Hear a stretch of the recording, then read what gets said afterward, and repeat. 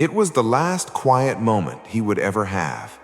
In a garden called Gethsemane, under an olive tree, Jesus knelt in the dark and whispered a sentence so heavy, so honest, that most people skip right past it on their way to the cross. But that whisper, it's the key to understanding everything that came after. The disciples were asleep.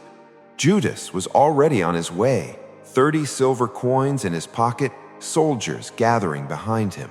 And Jesus, fully God, but also fully man, fell to his face on the ground and said, "My soul is overwhelmed with sorrow to the point of death."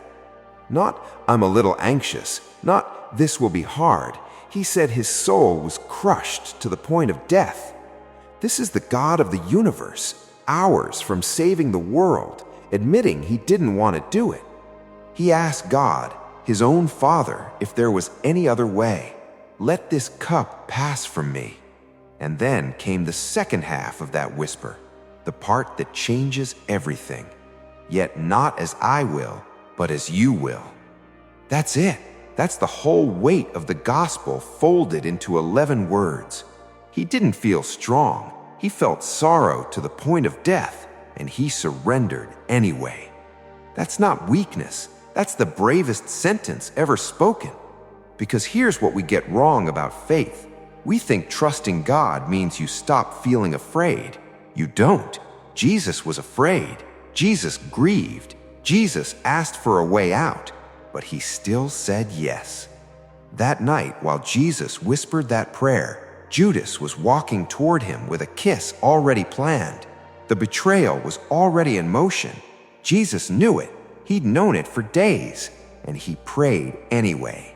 He surrendered anyway. He let it happen anyway. Because his yes to the Father was bigger than his fear of the cross.